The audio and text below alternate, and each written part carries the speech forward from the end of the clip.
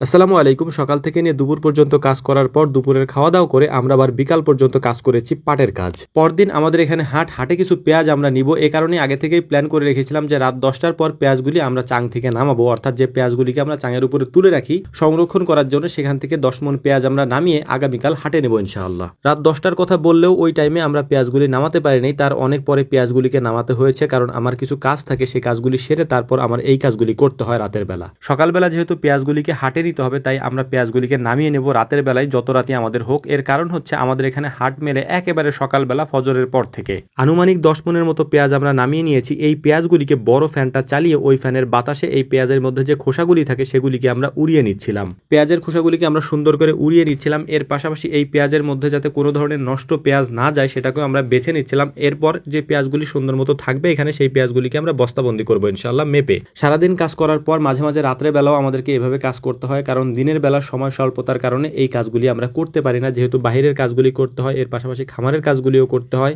সময় স্বল্পতার কারণে দিন এবং রাতে সমপরিমাণ কাজ আমাদেরকে করতে হয়। এজন্য আপনাদের কাছে একটা অনুরোধ করব আবারও, সেটা হচ্ছে আমাদের সাথে যারা দেখা করতে আসেন অথবা আমাদের খামারে যারা ভিজিট করতে আসেন বা খামার ঘুরে দেখতে চান, তারা শুক্রবার ছাড়া অন্য কোনো দিন যদি আসেন তাহলে সেটা আমাদের জন্য খুবই কষ্টকর একটা ব্যাপার হয়ে দাঁড়ায় আপনাদের সাথে কথা বলা বা দেখা করা, কারণ আমরা অনেক সময় খামারে থাকিই না। এজন্য আপনারা যারা আসবেন অনুরোধ করে অনুনয় বিনয় করে আপনাদেরকে বলছি, ভাই শুক্রবার ছাড়া অন্য কোনো দিন আমাদের এখানে আসলে আমাদের একটু কষ্ট হয়ে যায়। তো যাই হোক, আলহামদুলিল্লাহ পেঁয়াজগুলিকে সুন্দর করে খোসা উড়িয়ে তারপর এটাকে পরিষ্কার করে এই পেঁয়াজগুলিকে আমরা মেপে বস্তাবন্দি করেছি এবং রেখে দিয়েছি আগামীকালকে সকালের জন্য। এই পেঁয়াজগুলি আগামীকালকে সকালে আমরা হাটে নিয়ে যাব। তো এই কাজগুলি করতে করতে আমাদের প্রায় রাত 12:30 বেজে যায়। তখনও পর্যন্ত কারো রাতের খাবার খাওয়া হয়নি, যে কারণে আমরা প্ল্যান করলাম যে রাতে খিচুড়ি রান্না করা যাক, কারণ এত রাতে স্বল্প সময়ের মধ্যে খিচুড়ি রান্না করাটাই আমাদের জন্য উত্তম হবে। তো সেটাই আমরা করার চেষ্টা করছিলাম। আমরা মানুষ হচ্ছে প্রায় 8 থেকে 9 জনের মতো। এই 9 জন মানুষের খিচুড়ি রান্না করা বা রাতের খাবারটা রান্না আমাদের দ্রুত করতে হবে, কারণ রাত অনেক হয়ে গিয়েছে, আবার সবাইকে ঘুমাতে যেতে হবে।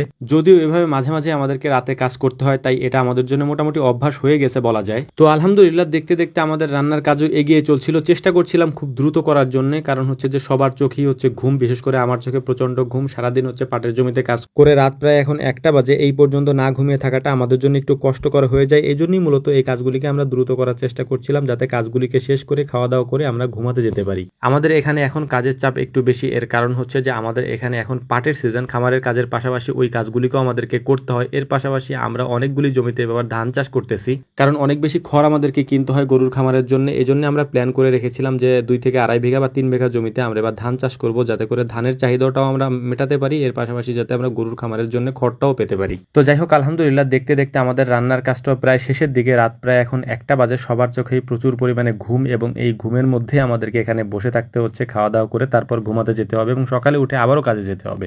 মোটামুটি ফজরের পর থেকে শুরু হয় আমাদের কাজ এবং মাগরিব পর্যন্ত চলে, এবং সন্ধ্যার পর থেকে নিয়ে রাত 10টা বা 11টা পর্যন্ত কাজ করা লাগে। এরপরে ঘুম, তারপরের দিন আবারও সকাল হয়। এভাবেই আমাদের দিন যাচ্ছে, রাত আসতেছে আর কি। তো যাই হোক, আমাদের জন্য দোয়া করবেন, আল্লাহ তাআলা যেন আমাদের খামারে বারাকা দান করেন, বরকত দান করেন। আল্লাহ তাআলা যেন আমাদেরকে হালাল রিজিকের ব্যবস্থা করে দেন এবং কারো প্রতি যেন আমরা জুলুম না করি, এটা যেন আল্লাহ তাআলা আমাদের মাথার মধ্যে একেবারে গেঁথে দেন। তো যাই হোক, আপনারা আমাদের জন্য দোয়া করবেন। আসসালামু আলাইকুম ওয়া রাহমাতুল্লাহ।